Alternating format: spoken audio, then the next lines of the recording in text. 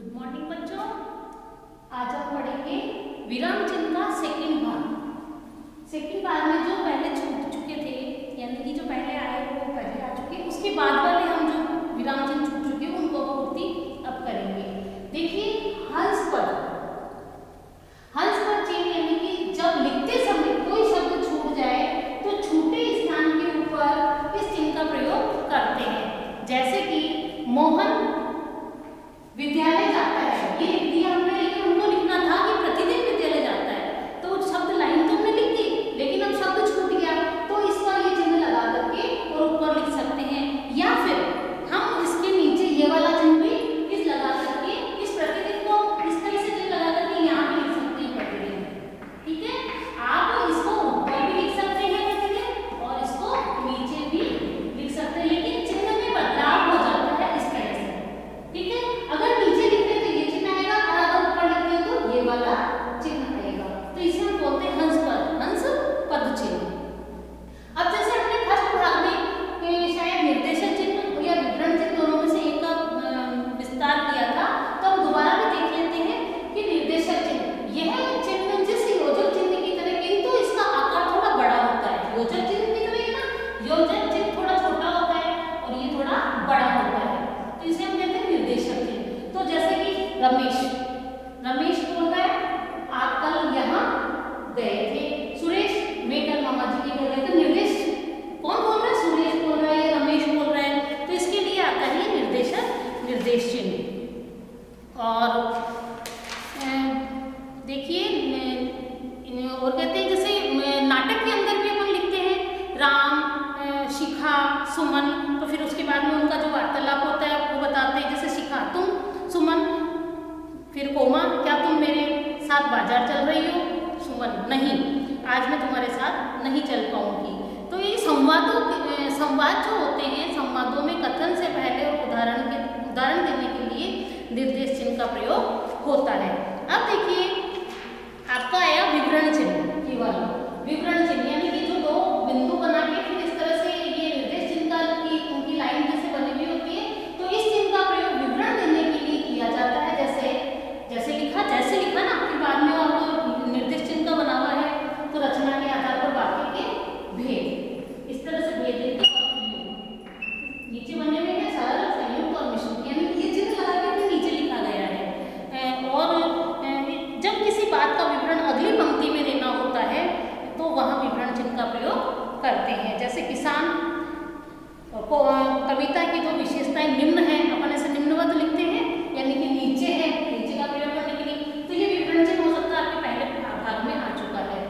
हो सकता है मैंने निर्देश चिन्ह और विवरण चिन्ह का कुछ अलग प्रयोग किया, तो आप अगर अदरवाइज ध्यान रखिएगा, आप इन पर ध्यान दीजिए। अब देखिए अगला है उद्धरण चिन्ह। उद्धरण चिन्ह में ये दो इस तरह से कोमा बना के दोनों तरफ और ये बीच में लाइन लिखी हुई होती है, ये दोहरा उद्धरण हो गया और ये इकहरा उद्धरण। ठीक है, ये इधर इकहरा, तो किसी व्यक्ति के कथन को जो का त्यों उसी रूप में प्रस्तुत करने के लिए दोहरे उद्धरण का चिन्ह का प्रयोग करते हैं। जैसे कबीर कहते हैं सत्य बराबर तक नहीं, झूठ बराबर था, तो दोनों तरफ ये लगे हुए हैं, दो कोमा दोनों तरफ लगे हुए हैं, पूर्ण विराम के बाद अंदर। फिर अगला है किसी पुस्तक, ग्रंथ या लेखक के उपनाम के लिए उद्धरण चिन्ह का प्रयोग करते हैं, यानी इकहरा उद्धरण। किसी ग्रंथ, लेखक या उपनाम के लिए उद्धरण का चिन्ह का प्रयोग करते हैं। जैसे लाल बहादुर शास्त्री ने कहा जय जवान जय किसान, इसमें दोहरे उद्धरण का चिन्ह आ गया। और जैसे रामधारी सिंह, फिर उनका उपनाम क्या है? दिनकर, तो दिनकर के दोनों तरफ इकहरा उद्धरण चिन्ह। किसी रामधारी सिंह दिनकर हिंदी के महान कवि है, तो दिनकर पर आ गया। रामधारी सिंह को क्या बोलते हैं? दिनकर, हिंदी के महान कवि है, उनका उपनाम हो गया। तो दो बैलों की कथा, प्रेमचंद की प्रसिद्ध कहानी, तो दो बैलों की कथा, तो दोनों दो बैलों की कथा, तो शुरू में और अंत में उसमें इकहरा उद्धरण चिन्ह आ गया। अब आ गया आपके लाघव चिन्ह।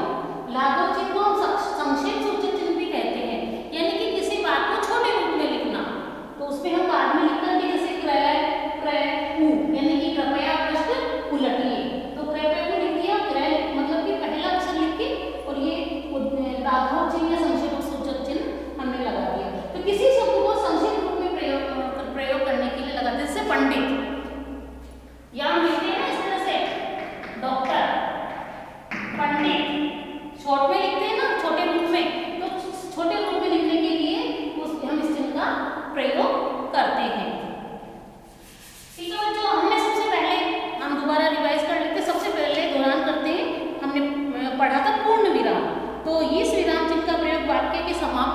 किया जाता है और इसमें पता चलता है कि वाक्य पूरा हो गया। और फिर हमने पढ़ा था प्रश्नसूचक, यानी कि प्रश्न के बाद में किया जाता है। तो जैसे कि आपको ये बात किसने बताई, फिर प्रश्नवाचक चिन्ह, फिर वे सब कहाँ चले गए, फिर प्रश्नवाचक, तो कहाँ, क्यों, कब, कैसे वाला जो वाक्य होता है उसके बाद में प्रश्नवाचक चिन्ह लगाते हैं तो प्रश्न बन जाता है।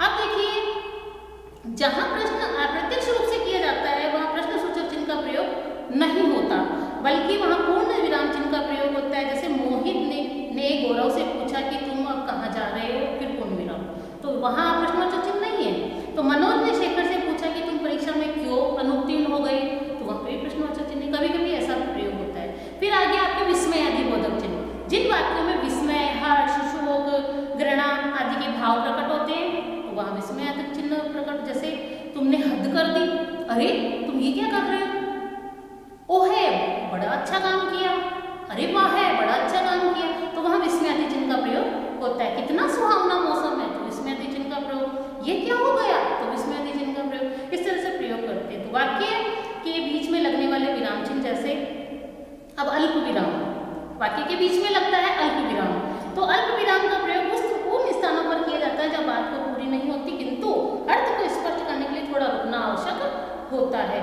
जैसे सत्य बोलो, प्रिय बोलो, अप्रिय सत्य कभी मत बोलो, तो सत्य बोलो के बाद में कोमा, प्रिय बोलो के बाद में कोमा, अप्रिय कभी मत बोलो, फिर पूर्ण विराम। फिर जैसे रवि कोमा मोहन अल्प विराम, फिर गीता अल्प विराम। रवि, मोहन, गीता बीना और आनंद पिकनिक पर जा रहे हैं, तो रवि, मोहन, गीता के बाद में तीनों में कोमा कोमा आ रहा है, अल्प विराम आ रहा है। ठीक है, अब देखिए वाक्य के आरंभ में आने वाले हाँ या नहीं के बाद में भी अल्प विराम आता है, हाँ के बाद अल्प विराम।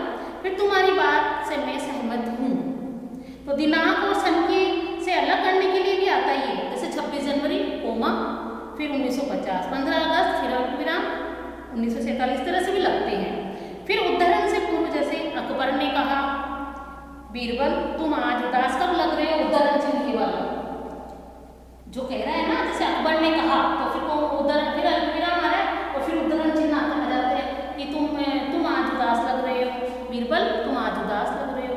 ठीक है, अब देखिए संबोधन के बाद में भी होता है ये अल्प विराम, जैसे चमन इधर आओ, राजन मेरी बात सुनो।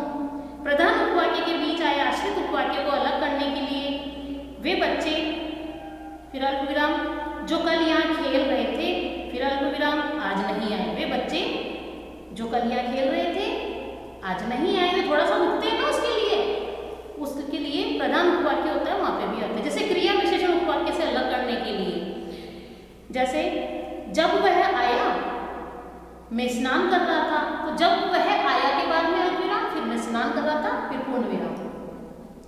उस प्रकार अर्थ विराम, जैसे अर्थ विराम वो आपके फर्स्ट भाग में बताया था, जहाँ दो वाक्यों के बीच अल्प विराम लगाने से भ्रांति की संभावना हो, वहाँ अर्थ विराम का प्रयोग होता है। जैसे आपकी बात सही हो सकती है, फिर अल्प विराम, फिर लेकिन फिर भी जल्दी मत कीजिए, फिर अर्ध विराम।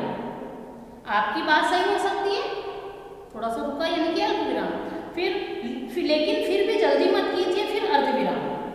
अच्छी तरह सोच विचार कर निर्णय लीजिए। दूसरा उदाहरण है, तुम्हें जहाँ जाना है अल्प विराम, जाओ फिर अर्ध विराम। ये वाला अर्ध विराम बताया था आपको, ये वाला है ना, तो यानी कि अल्प विराम तो एक कोमा और अर्ध विराम ये हिंदी होगी कोमा, इस तरह से। तो इस दूसरा वाक्य देखिए, तुम्हें जहाँ जाना है अल्प विराम, जाओ फिर अर्ध विराम, फिर बस मुझे माफ करो, तुम्हें जहाँ जाना है जाओ, बस मुझे माफ करो, फिर पूर्ण विराम। ऐसे ही उदाहरण चिन्ह अभी आपको समझाया था कि किसी व्यक्ति के कथन का जो का भी उस रूप में प्रयुक्त कर देना के लिए दोहरे उदाहरण का चिन्ह, और किसी ग्रंथ या लेखन या उपनाम के लिए उदाहरण का चिन्ह, यानी कि एक एक कोमा लगता है ऊपर और दोहरे में दो दो ऊपर लगते हैं। योजक चिन्ह आपको बताया था, किसी शब्द को जोड़ने के लिए, जैसे माता पिता बीच में लगता है योजक चिन्ह छोटा सा, ये वाला चिन्ह निर्देशक चिन्ह का छोटा होता है और योजक चिन्ह का थोड़ा बड़ा होता है, ये वाला चिन्ह निर्देशक चिन्ह। ठीक है बच्चों, अब विवरण चिन्ह, जब किसी बात का विवरण अगली पंक्ति में देना होता है तो विवरण चिन्ह का प्रयोग करते हैं। जैसे किसान कविता की दो विशेषताएं निम्नवत है, तो फिर विवरण चिन्ह वाला ये वाला दो बिंदी निर्देशक चिन्ह की जैसे। ठीक है, अब देखिए हंस पद अभी मैंने बताया था, किसी शब्द अगर वाक्य में लिखते समय छूट जाए कोई शब्द तो हमें लिखना हो तो उसका इस चिन्ह का प्रयोग करते हैं, ऊपर भी कर सकते हैं नीचे भी कर सकते हैं। और हंस पद बता दिया। अब देखिए लाघव चिन्ह संक्षिप्त में लिखना और संक्षेप में लिखना हो गया। तो इस तरह से बच्चों हमने कोष्टक भी आपको बताया शायद कल, कोष्टक जैसे एक कोष्टक ये होता है, एक कोष्टक ये भी होता है, एक कोष्टक ये भी होता है। ठीक है, कोष्टक भी यानी कि किसी शब्द या वाक्य को अर्थ को स्पष्ट करने के लिए हम कोष्टक का प्रयोग करते हैं। जैसे कि उन दिनों कुमारी, अब श्रीमती शिवानी अग्रवाल हमारी अध्यापिका थी, या मैं गिनती के अक्षरों को भी लिखते हैं जैसे 1 2 3 2 है ना, लिखने के लिए। तो ये सब आपको कोष्टक वगैरह कल बता चुके हैं, यानी कि फर्स्ट भाग में आपको बता चुके हैं। आशा है बच्चों आपको विराम चिन्ह समझ में आया होगा कि किस तरह से कहाँ किस चिन्ह का प्रयोग किया जाता है, किस तरह से ठहराव होता है, रुकाव होता है वाक्य में, यानी कि भाषा के भाव और अर्थ को स्पष्ट करने के लिए विराम चिन्हों का प्रयोग होता है। तो आपको समझ में आ चुका है।